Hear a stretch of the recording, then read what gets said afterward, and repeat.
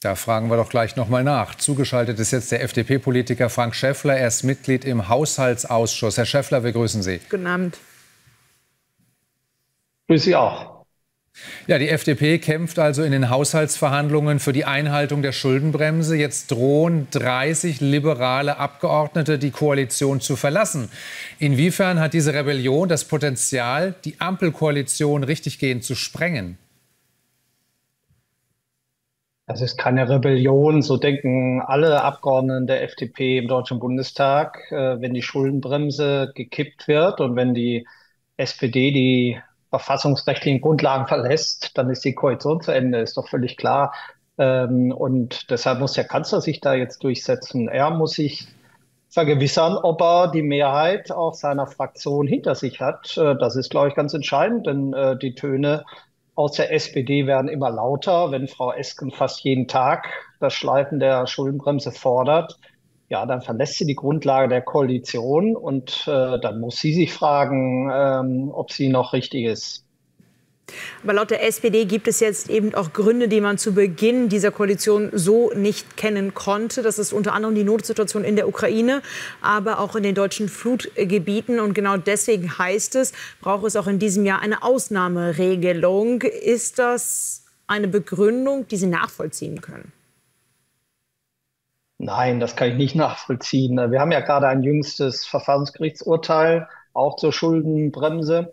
Und da ist ganz klar, diese Schuldenbremse ist geschaffen worden, damit wir solide Finanzen bekommen. Und sie kann nur bei plötzlichen Notlagen ausgesetzt werden, wenn ein externes Ereignis plötzlich auf uns hereinbricht.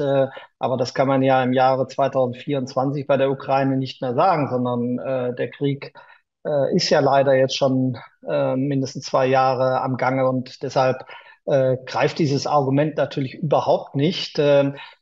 Die SPD scheut, zumindest in ihrer Führung, notwendige Wahrheiten, dass wir nämlich eben nur das ausgeben können, was wir vorher auch erwirtschaftet haben. Und wir sind Schlusslicht ökonomisch auf dieser Welt und bei den großen Volkswirtschaften, mit denen wir uns vergleichen müssen.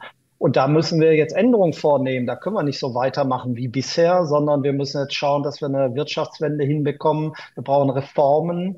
Das ist ganz entscheidend, insbesondere auch beim Bürgergeld. Die Bürgergeldreform war ein Fehler. Da muss nachkorrigiert werden. Wir haben gegenüber dem Jahre 2022 500.000 mehr Bürgergeldempfänger. Da muss man sich ja fragen, wo ist jetzt der Jobturbo, den Herr Heil angekündigt hat?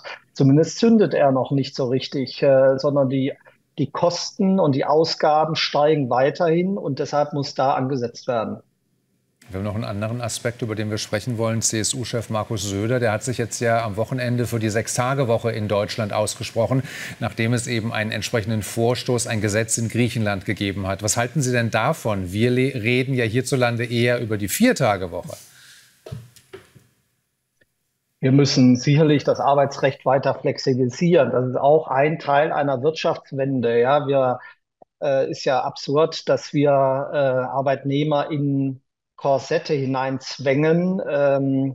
Heutzutage gibt es ja einen Arbeitskräftemangel. Wir müssen Arbeit flexibler machen. Hinten raus bei den Menschen, die im Rentenalter sind, da müssen wir flexiblere Übergänge machen. Da müssen wir auch die Anreize erhöhen, dass weitergearbeitet wird. Das ist auch Teil der Wirtschaftswende, die wir jetzt planen. Und wir müssen natürlich auch schauen, dass wir die Menschen, die zu uns kommen, schneller integrieren. Ja, wir brauchen unheimlich lange, um Menschen in den ersten Arbeitsmarkt zu bekommen, wenn sie als Flüchtlinge zu uns kommen beispielsweise. Wir sehen das bei den Ukrainern, eben wo die Erwerbsquote nach wie vor grottenschlecht ist. Und auch da muss man ansetzen. Hier müssen auch Veränderungen vorgenommen werden.